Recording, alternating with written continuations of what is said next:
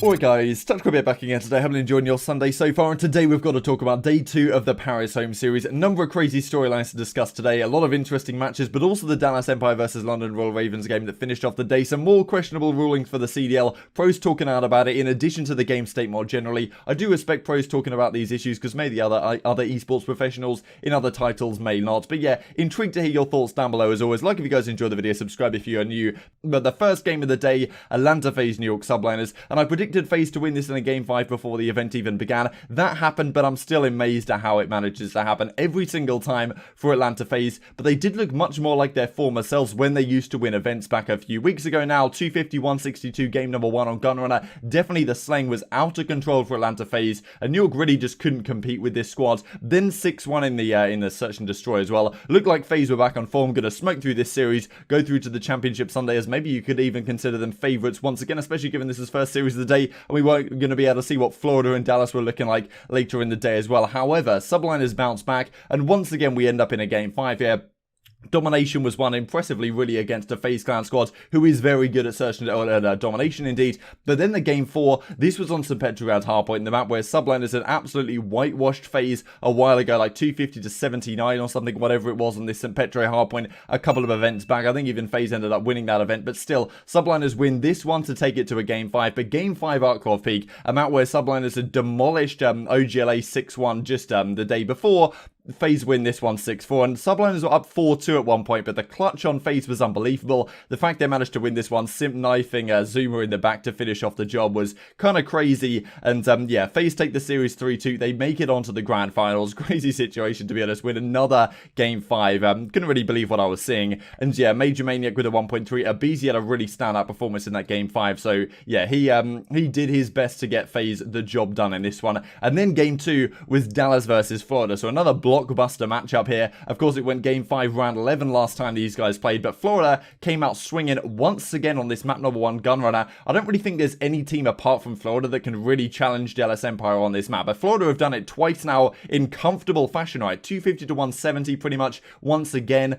Florida just demolished them. And then this game 2 Ramaza, like last time this was around 11, Florida seemed to have stepped up their game, I suppose, in the search and destroy. They win this 6-1, like unbelievably comfortable. Florida were just running through Dallas like they were nothing. Really incredible, the slaying power on this squad once they get their gears moving. But then at game 3, Dallas Empire just managed to close it out. It was pretty crazy. I thought Florida were going to close it out, but Dallas were in the lead for a while. It was very back and forth. They managed to hold on despite a pretty ridiculous situation when you have the bad spawns on HackNeyard domination and you have no idea where they're going to spawn in relation to the C flag. But they did manage to hold on to a 160-158. And then the game 4, I really felt like this was going game 5 for a time. It felt like Dallas had the advantage here on the Azir Cave hardpoint. But that first hill, I mean, Awakening had a ridiculous gunfight win on Hook out of the window. That really gave them the map control. They needed to get a lot of time on that first hill, and by the time Dallas were even able to contest, they'd lost the spawns over to P2. So big clutch from Florida. Dallas kind of threw it away, and the game 5, who knows what would have happened on Gunrunner, a map where Dallas kind of destroyed Mutineers last time they played. But Mutineers move on to the the championship Sunday in comfortable fashion, to be honest with you. And I mean, just look at these KDs, like 1.4 for Awakening, 1.5 for Skies, 1.3 for Pharaoh.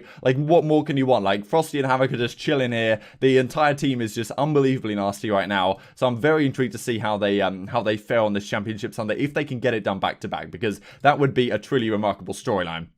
This was game 3 of the day though, Ultra versus OGLA, and this was kind of an interesting one because OGLA came into the series of a pretty bad defeat to the New York Subliners. They lost 3-1, Ultra had gone game 5 of course with Atlanta FaZe. I thought OGLA would get through this, but maybe it wouldn't be easy, right? However, they just get demolished, right? And we've got to talk about OpTic most likely in coming days here, because 250-49, if you didn't watch the map, you're not reading that wrong. This indeed happens.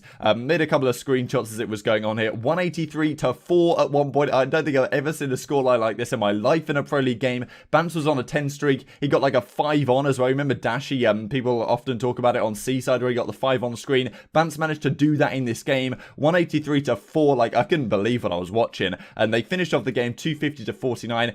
This was the slaying from OGLA, being outslayed by 56 kills, and as Bryce pointed out, they only got like 50 kills total, so they averaged like a 0.4 KD or something, which is you know, pretty unprecedented. So yeah, incredible for Toronto. OGLA just got completely wiped off the map. Like, I couldn't really believe what I was seeing. I'm sure you guys were having a pretty crazy crazy time watching this at home if you were.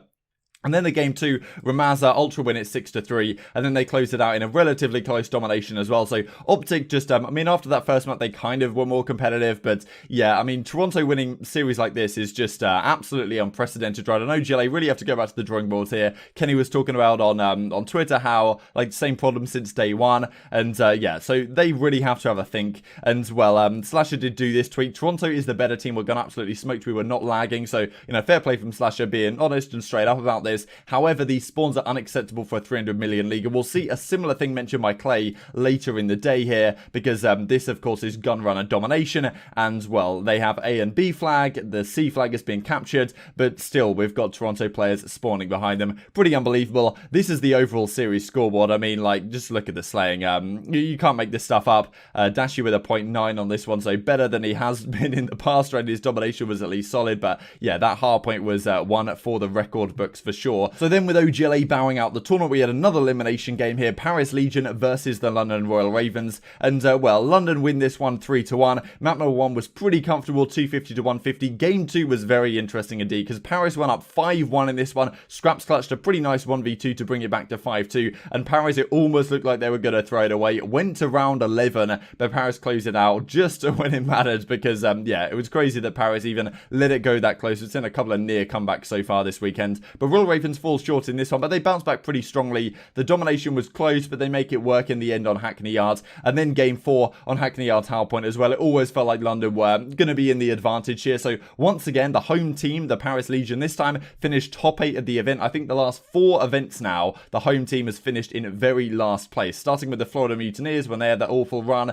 0-6 map count, then Seattle Surge, then Minnesota, and now the Paris Legion once again. So London Royal Ravens move on in this one. Some pretty decent slaying, especially out of Wuskin here, 1.5 from him. And yeah, watching his search and destroy was once again pretty good, but Luca was almost getting the better of him in a lot of those sniper battles, but he managed to bounce back in the later rounds. Didn't quite work out for them in the end. So the next elimination game was Ultra versus the New York Subliners, and this was going to be a blockbuster, right? Because we just had them absolutely smoke OGLA off the map, but New York Subliners, obviously a very solid squad, and game number 1, they continued in that fashion. I mean, Clinix had an unbelievable slaying record on this map. Like, he went on a 12 kill streak or something incredible. I'll have to put it on screen for you guys, 250 to 200, but Subliners quickly bounced back, and this game 2, once again on Ramaza, Subliners took it 6-2, so a map which Ultra has been, you know, pretty solid at. They beat OpTic relatively comfortable on this one, but Subliners win it.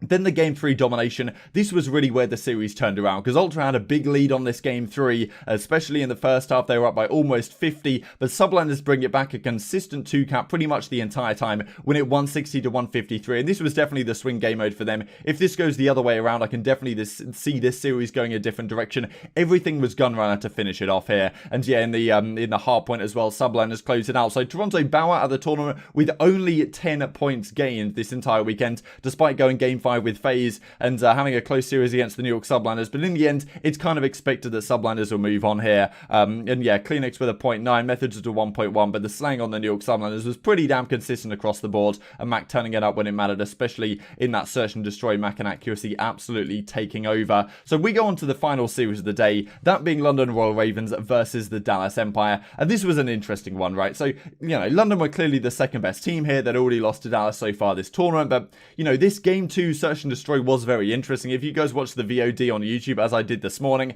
I was like, damn, this is like a 1 hour 30 long. It must be a game 5 or something. However, that isn't the case. So they get kind of smoked off the map game number 1, 250 to 131. But then the game 2 is very interesting because London go up 1-0 early on, and then Scraps just lags out of the game. You know, it seems like always Scraps is having these kind of issues, not lag, but, you know, if it's not lag, it's something else, like the water bottle, gate, and all that kind of stuff. But he ends up lagging out, and, well, Dallas win that round. It goes 1-1. Then it goes all the way to the round 10, and Dallas win the game 6-4. However, then it's talked about, well, okay, Scraps lagged out of the game. Surely there should be a replay for that round or something, and supposedly they were talking to the referees, as we'll look at in a second here, about getting it replayed like in the middle of the series or in the middle of the map, and just saying, okay, let's just restart the game up 1-0, or let's just restart the game full stop, or something like that. However, they played it out, and then it was decided that they would replay from 5-4 to the Dallas Empire, so London kind of got that round back that they lost earlier on. However, that's not really the ideal solution, in the sense that, well, Dallas Empire are now spawning on the wrong side, and I think if,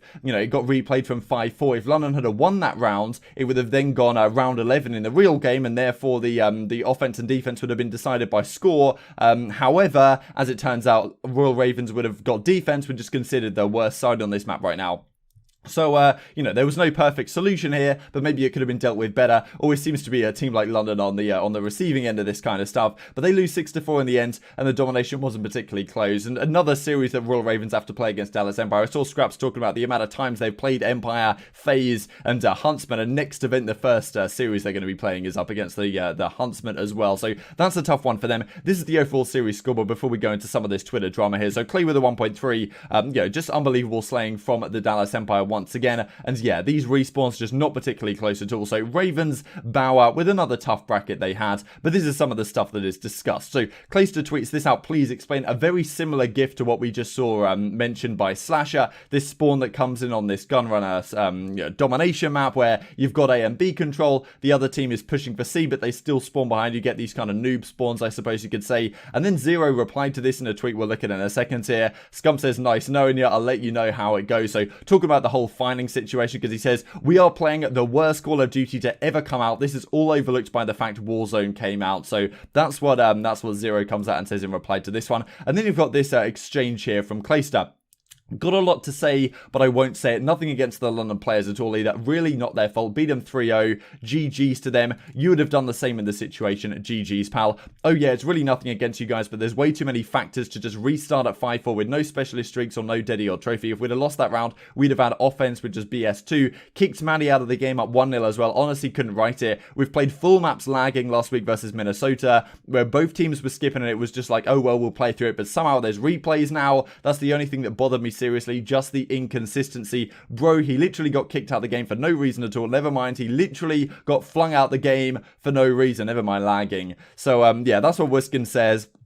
And then you've got this from Scraps. Also, not throwing anyone under the bus, but yeah, when this happened, Dylan was shouting at the ref, you know, whoever the ref is, for a full round, didn't get one reply, not even an answer. So, yeah, I mean, that's just not ideal. I'm intrigued to hear your guys' thoughts on how this should have been handled better. Always seems to be London on the receiving end of this stuff. This other tweet from Scraps was him rubber banding and getting turned on by Hook in an unplayable, laggy environment. Didn't get to see the clip, unfortunately. It's since been deleted, probably for the sake of his bank account. Because obviously it's not a great look for the CDL, right? So, yeah, this is what Octane says. This is a game we're forced to play at the highest level. Quoting Scraps' since deleted tweet. Getting on every day and attempting to get better has never been harder for pro players, whether they'll publicly admit it or not. So, yeah, intrigued to hear your thoughts on all this kind of stuff down below. This is how the bracket looks for the championship Sunday then, because, of course, all this inconsistency that we can talk about, it's still the same teams that end up making it to the championship Sunday. Mutineers, Subliners, FaZe, Dallas. So, very interesting. Honestly, now I'm fully on the Mutineers train. They're going to take this down 3-0. Good night. But yeah, hope you guys enjoyed the video. Like if you did, subscribe if you're new as always. Thanks for watching. I'll see you next time.